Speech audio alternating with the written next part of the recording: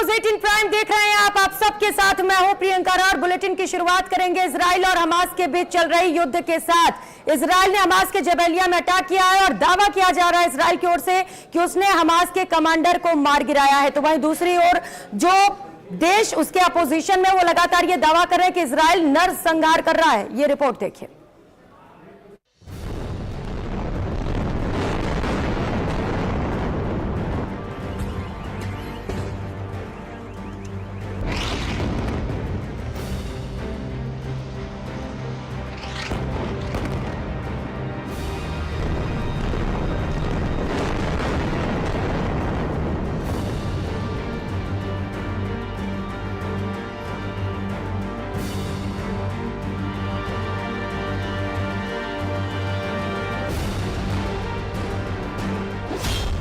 Gaza में अब तक का सबसे बड़ा हमला।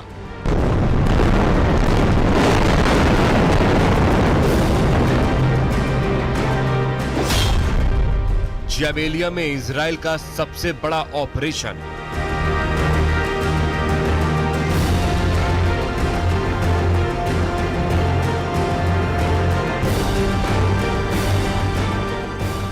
जबेलिया पर हमले में कितने लोगों की मौत हुई, कौन इस हमले में टारगेट था और क्यों जबेलिया को निशाने पर लिया गया, इसे लेकर पूरी दुनिया में बड़ी बहस छिड़ी हुई है। ये समझने से पहले हमले के बाद के इस वीडियो पर गौर कीजिए। जबेलिया पर जिस जगह हमला हुआ वहां कई फीट गहरा और कई मीटर चौड़ा गड्ढा हो चुका है।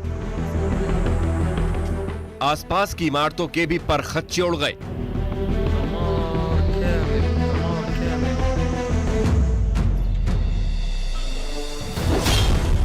मंगलवार को इजराइल ने दावा किया कि उसने जबेलिया में बड़े हमले को अंजाम दिया। दावा किया गया कि यहां के शरणार्थी कैंप में छिपे इब्राहिम बियारी को टारगेट किया गया। इब्राहिम बियारी हमास का बटालियन का कमांडर था जिसे हमले में मार गिराया गया। लेकिन जबेलिया पर हमले के बाद अरब के देशों में जैसे कोहराम मच गया। एक के बाद एक अरब के देश इस हमले को लेकर इजराइल पर आग बबूला हो उठे। इसमें जॉर्डन, मिस्र, ईरान और सऊदी अरब ने तो इजराइल के हमले पर ही सवाल उठा दिए। ये जॉर्डन की तस्वीरें हैं जहां आधी रात को लोग जबेलिया पर हुए हमले के विरोध में सड़कों पर उतर आए।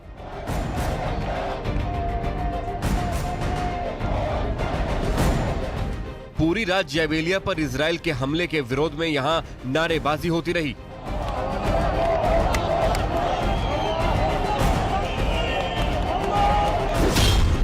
जबेलिया हमले पर हमास ने दावा किया है कि यहां कोई हमास कमांडर मौजूद नहीं था। जबेलिया पर हमले को लेकर फिलिस्तीन के मीडिया का दावा है कि इस हमले में 14 लोगों की मौत हुई, जबकि इजराइल ने पूरे सबूत के साथ ये दावा किया है कि जबेलिया के हमले में किसी और को नहीं बल्कि हमास के उस कमांडर को निशाना बनाया गया जो 7 अक्टूबर को इजराइल पर हुए हमले का गुनहगार था। इजराइल की सेना ने बयान जारी कर कहा, खुफिया इनपुट के बाद आईडीएफ के लड़ाकू विमानों ने हाल ही में इब्राहिम बियारी को मार गिराया। बियारी आतंकी संगठन हमास का जबेलिया सेंटर बटालियन का कमांडर था। ये उन लोगों में से एक था जिसने 7 अक्टूबर के हमले को अंजाम दिया था। इस हमले में हमास के कई दूसरे आतंकी भी जख्मी हुए हैं। लेकिन हमास के खिलाफ इजराइल के एक्शन के बीच अरब के देश जबेलिया को लेकर एकजुट नजर आ रहे हैं।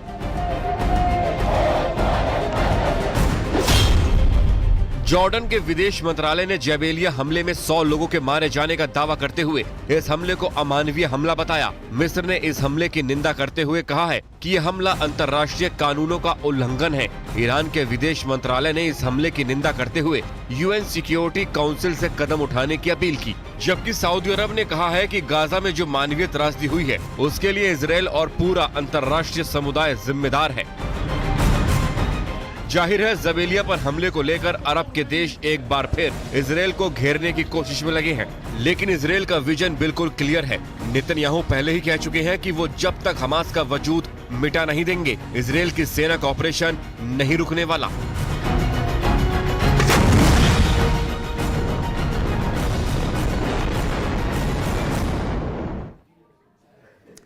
तो वहीं हमास को हराने के लिए इजराइल की सेना नए नए तरकीबें अपना रही है और हमास के आतंकियों को चुन चुन कर मार रही है। और दावा तो अब यह भी किया जा रहा है कि इजराइल की सेना ने बुलेट प्रूफ बंकर भी बना लिए हैं। इस रिपोर्ट में देखिए।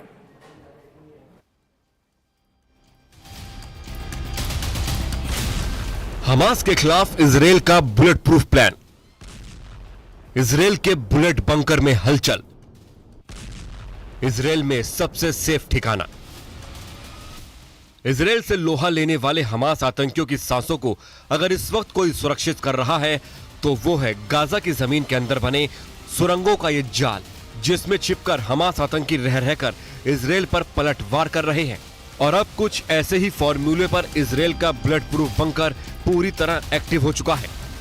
हमास के हमलों के खिलाफ हमास को मुंहतोड़ जवाब देने के लिए, हमास के हर हमलों के खिलाफ इजराइल को खड़ा रखने के लिए इजराइल के ये बुलेट प्रूफ बंकर नुमा टनल पूरे इजराइल में जगह जगह मौजूद है। जब भी हमास रॉकेट या फिर मिसाइल से इजराइल पर हमला करता है तो पूरे शहर में सायरन बजते हैं, जो इस बात का संकेत होता है कि इजराइल पर कोई हमला होने वाला है। इस सायरन को सुनकर लोग इन्हीं बंकरों में जाकर छिप जाते हैं। जहां इस वक्त हम लोग मौजूद हैं, है तो ये ट्रेन स्टेशन 2018 में बना, लेकिन इसे हम बंकर स्टेशन भी कह सकते हैं, क्योंकि बड़े युद्ध की स्थिति में ये बंकर के तौर पे काम करेगा। एक बार आपको ऊपर दिखाते हैं, ये सरफेस का एरिया है, यानी ये लेवल 1 इसको कहते हैं यहाँ की भाषा में। और ऊपर आप जाएंगे तो जमीन पे आ जाएंगे। जमीन से ये स्टेशन अंदर तक 80 मीटर तक है, यानी 262 फीट तक। इजराइल में बने बंकर न सिर्फ मॉडर्न हैं, बल्कि इन बंकरों को ऐसे बनाया गया है कि लोग यहां महीनों तक रह सकते हैं। यहां खाने पीने की हर चीज की व्यवस्था होती है। ये बंकर इतने मजबूत होते हैं कि इसमें ग्रेनेड या फिर मिसाइलों का कोई असर नहीं होता। ये मजबूती आपको यहां से दिख जाएगी। दरअसल इजराइल में जब ट्रांसपोर्ट के लिए इसको बनाया गया तो दिमाग में यह भी रखा गया था कि बड़े युद्ध की स्थिति अगर होती है तो यहां हजारों की संख्या में लोगों को शेल्टर भी दिया जा सकता है। यानी बंकर नाम नहीं दिया गया है आधिकारिक तौर पे, लेकिन इसकी बनावट ऐसी है कि बड़े शेल्टर के तौर पे हजारों की संख्या में लोग यहां रह सकते हैं। न्यूज 18 इंडिया पर आप इस वक्त एक्सक्लूसिव तस्वीरें देख रहे हैं, कितनी मजबूती से बनाया गया है। अभी हम लोग महज 10 से 15 मीटर अंदर गए। अभी हमें और इस तरह के 2 एस्केलेटर को पार करके फिर एक छोटे एस्केलेटर तक पहुंचना है, जो कि 80 मीटर ऊपर से गहराई में है, और वहां आपको ट्रेनें मिलेंगी। इजराइल की मौजूदा राजधानी तेल अवीव में बना ये मेट्रो स्टेशन जमीन से करीब 80 मीटर यानी 262 फीट नीचे है। कहने को ये मेट्रो स्टेशन है, लेकिन असल में ये इजराइल के लोगों के लिए जीवन रक्षक भी है। बड़े युद्ध की स्थिति में इजराइल के लोग इस मेट्रो स्टेशन को शेल्टर की तरह इस्तेमाल कर सकते हैं। यहाँ हजारों की संख्या में लोग एक समय में रह सकते हैं। इजराइल का ट्यूब टनल बम और मिसाइल से पूरी तरीके से सुरक्षित माना जाता है। न्यूक्लियर हमलों की सूरत में भी ये बेहद सुरक्षित माना जाता है। रासायनिक हथियारों से हमले में भी ये पूरी तरीके से सुरक्षित है और बायोलॉजिकल हमले से भी सुरक्षित रख सकता है। यहाँ ट्यूब भी है। ये तो हम स्टेशन के अंदर हैं, लेकिन ऊपर की बनावट देखिए किस तरह से मजबूती से बनाया गया है। 80 और चलिए रुक कर लेते हैं इस बीच दिल्ली से मिल रही बड़ी खबर का। सीईसी की बैठक खत्म हो चुकी है। प्रधानमंत्री नरेंद्र मोदी की अध्यक्षता में तकरीबन 1.5 घंटे तक ये बैठक चलती रही और 76 नामों को लेकर चर्चा की गई है। और बड़ी सूचना सामने ये आ रही है कि 70 नामों को इस बैठक में मंजूरी मिल गई है। 70 नामों को लॉक कर दिया गया है। शेष बची हुई सीटों पर प्रदेश कोर ग्रुप का मंथन चल रहा है। ये बड़ी सूचना सामने आ रही है। चुनाव प्रभारी प्रहलाद जोशी के आवास पर 20 मिनट से लगातार बैठक का दौर जारी है। चुनाव प्रभारी प्रहलाद जोशी, केंद्रीय जल शक्ति मंत्री गजेंद्र सिंह शेखावत, प्रदेश प्रभारी अरुण सिंह, प्रदेश अध्यक्ष सीपी जोशी, पूर्व मुख्यमंत्री वसुंधरा राजे से लेकर सह प्रभारी विजया राहटकर, केंद्रीय मंत्री कैलाश चौधरी, अर्जुन राम मेघवाल भी इस बैठक में मौजूद है। तकरीबन 40 से ज्यादा नामों की सूची आज रात या कल जारी हो सकती है। तो काउंटडाउन शुरू हो चुका है। अब इंतजार किया जा रहा है बीजेपी की तीसरी लिस्ट का, क्योंकि केंद्रीय चुनाव समिति की बैठक खत्म हो चुकी है और माना जा रहा है कि 70 नाम ऐसे हैं जिन्हें लॉक कर दिया गया। इन नामों पर सहमति बन चुकी है। अब देखना बड़ा ही महत्वपूर्ण है कि बीजेपी इस बार किन दिग्गजों को चुनावी मैदान में उतारती है। इसमें कितने युवा होते हैं और कितने महिलाओं को शामिल किया जाता है, क्योंकि महिला शक्ति वंदन अधिनियम लाने के बाद लगातार बीजेपी की ओर से यह दावा किया जा रहा है कि महिलाओं को सशक्त बीजेपी पार्टी कर रही है। ऐसे में माना जा रहा है कि कई महिला उम्मीदवारों को भी बीजेपी मैदान में उतार सकती है। तो कुल 76 नाम शेष बचे हुए हैं और बताया जा रहा है कि 70 नाम लॉक कर लिए गए हैं और जो शेष बचे हुए नाम है वो विवादित बताए जा रहे हैं और यही वजह है कि उन्हें लेकर लगातार चिंतन और मंथन का दौर जारी है।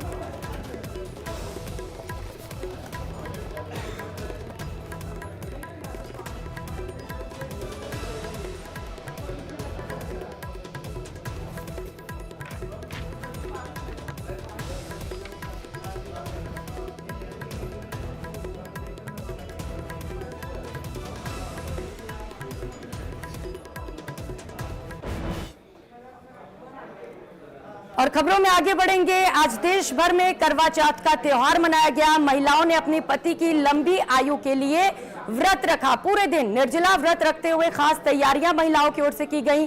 सुबह उन्होंने कथाएं सुनी और चांद निकलते ही चांद का दीदार कर व्रत खोला गया। खास अलग अलग तस्वीरें इस वक्त आप देख पा रहे हैं करवा चौथ से जुड़ी, जहां पर पति की लंबी उम्र की कामना करते हुए महिलाओं ने पूरे दिन निर्जला उपवास रखा। देश भर में इसकी रौनक देखने को मिलेगी। सुहागिन महिलाओं ने चांद के दीदार के साथ व्रत तोड़ा। इन सुहागिनों ने पति की लंबी उम्र के लिए निर्जला उपवास रखा था।